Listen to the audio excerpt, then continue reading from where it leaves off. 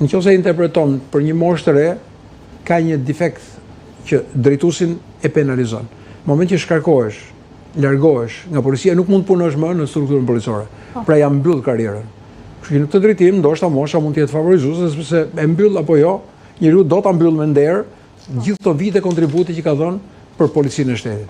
Kështu që në këtë kuptim nuk mund të themi se është kriter. Sigurisht që nuk është çështje moshe, është çështje vizioni, është çështje inteligjence, është çështje kapaciteti, se sa është mosha.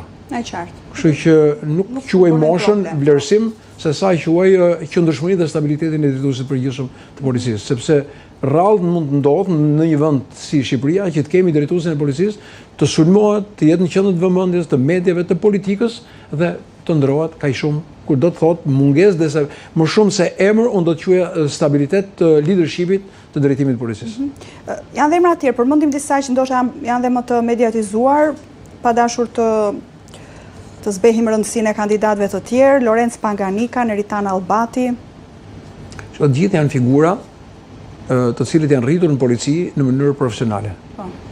Koha, puna dhe aktiviteti i tyre patjetër që ka krijuar një lloj integriteti profesional të tyre. Por thash, mënyra se si do të shikohet edhe në publik. Publiku është shumë i rëndësishëm sepse suksesi një drejtuesi policie nuk është vetëm sa i aftë është ai, por sa i lirë është ai brenda hapësirave ligjore të kryejë detyrat dhe sa besim ka publiku që të krijojë dhe të kthejë ato që publiku ka besimin tek policia e shtetit. Sepse është organizata më e madhe në vend dhe është organizata që prodhon siguri. Dhe unë mendoj që emri duhet të ketë e para besueshmëri integriteti, besueshmëri profesionale, besueshmëri nga pikpamja operacionale, por mbi të gjitha nga vizioni që ai duhet të ketë, ai duhet të jetë një menaxher i mirë. Mund mos jesh punojës i mirë policie, por mund të jesh një menaxher i mirë. Dhe policia ka nevojë për një menaxher. Nga këta kandidat, nuk dua të insistoj që të thoni ju të preferuarin tuaj publikisht, por ka kandidat që i përfshin të gjitha këto kritere që ju sapo përmendët? Kanë shumica e tyre i kanë këto kritere. Por edhe aftësia e tyre për të qenë të hapur me publikun. Për shembull, një pjesë e drejtuesve janë mbyllur. Nuk dalin në media, nuk komunikojnë në media, ndërkohë që nuk ka gjë më të mirë se sa komunikimi në media.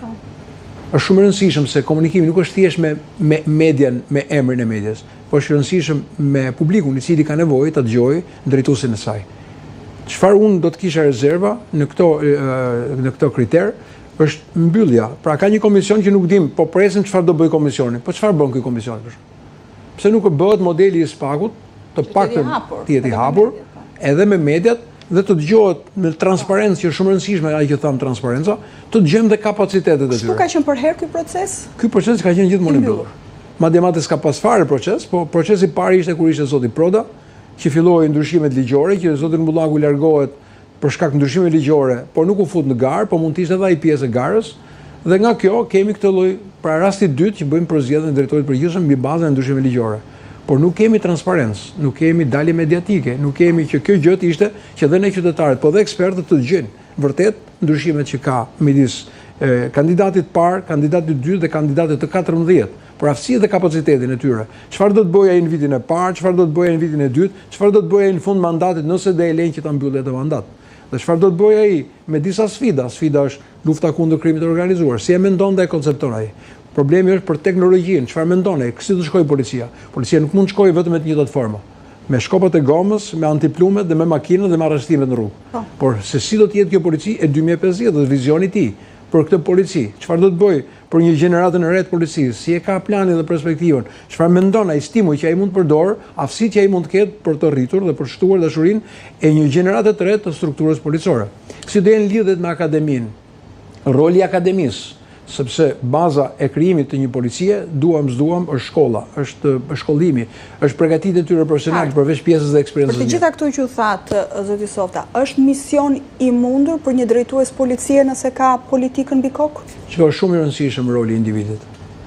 Edhe kur e ke politikën mbi kokë. Sepse është autoriteti i personit i cili kërkon të prodhojë dhe kërkon të stabilizojë, por kërkon dhe të krijojë një bazë të besueshme të strukturës policore. Nuk besoj se ndërhyn politika për të pasur vërtet një bazë ku mund të sjellë ndryshimin.